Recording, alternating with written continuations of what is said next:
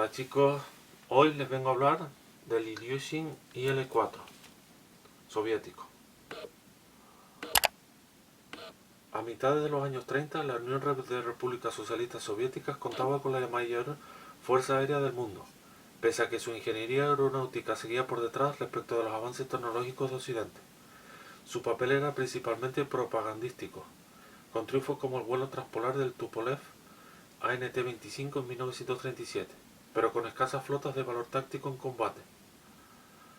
Desatada la Segunda Guerra Mundial, la URSS descubriría pronto el precio que debía pagar por las continuas purgas de los altos mandos de la Fuerza Aérea ordenadas por Stalin. Sus obsoletas tácticas de combate aéreo, la escasa capacidad de destrucción de sus cazas y bombarderos y la inexperiencia de sus pilotos. En junio de 1941, los primeros ataques de la germana Luftwaffe destrozaron 4.000 aviones soviéticos, contra medio centenar de bajas alemanas. La reacción del régimen comunista fue rápida. Aumento de la producción de sus casas Ilyushin 11-2, Sturmovik y Yakolev OKB-15, y empezaron a fabricar una versión moderna de los bombarderos bimotor medianos, de diseño básico pero muy versátil, el Ilyushin 11-4. Este fue bautizado en bombardeos de largo alcance, detrás de las líneas enemigas y también en combate naval como torpedero. Les dejo la ruta más concurrida de este bombardero, que volaba desde su base en la isla Ossel hasta Berlín, alcanzando al máximo su radio de acción. Estos bombarderos tuvieron el honor de ser los primeros bombarderos soviéticos en arrojar bombas directamente sobre Berlín. Su creador, Sergei Ilyushin, fue un autodidacta que a los 23 años logró su calificación como piloto. Durante la Guerra Civil Rusa ejerció como técnico de aviones en el Ejército Rojo. Cuando un Avro 504 realizó en 1919 un aterrizaje forzoso en el norte del país, él dirigió el equipo que desarmó la nave y mediante ingeniería inversa obtuvo información sobre el avión británico que influiría después en sus propios diseños.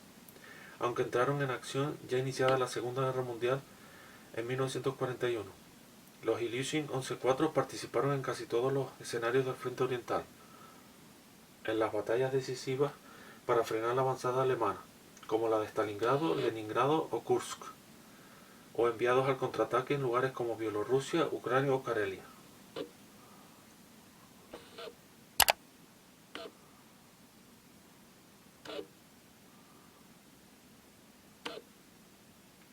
Aunque estos bombarderos tuvieron más efectos propagandísticos que el daño real generado, fue una prueba de que se podía ejercer un asedio combinado sobre la capital germana, con bombarderos aliados asaltando desde el oeste, los Halifax, los Avro Lancaster, los Mitchell 25 británicos y luego los B-17 estadounidenses y otros, y soviéticos atacando desde el este.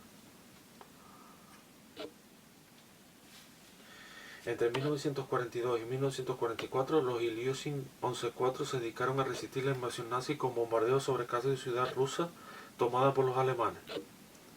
Pero las bajas fueron tan altas que en principio del combate que los 11-4 prácticamente dejaron de operar hasta que empezaron a funcionar las fábricas de Siberia, lo suficientemente alejadas del conflicto como para no recibir ataques directos de la Luftwaffe o la aviación finlandesa.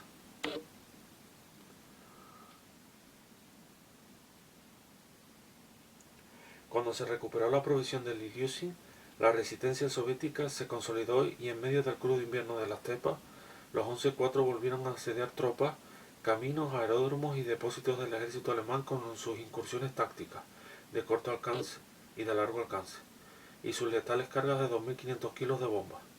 Se fabricaron en total con todas sus versiones unas 5.256 unidades. Les dejo con sus dimensiones técnicas.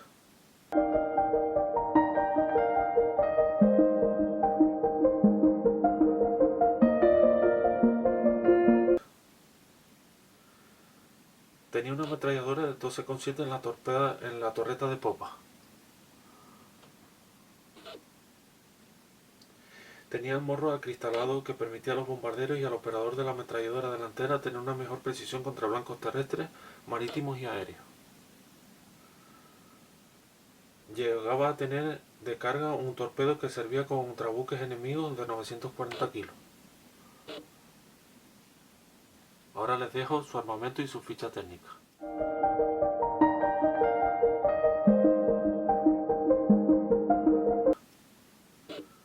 Así que bueno, espero que les haya gustado este modelo de avión de la Segunda Guerra Mundial, su pequeña historia.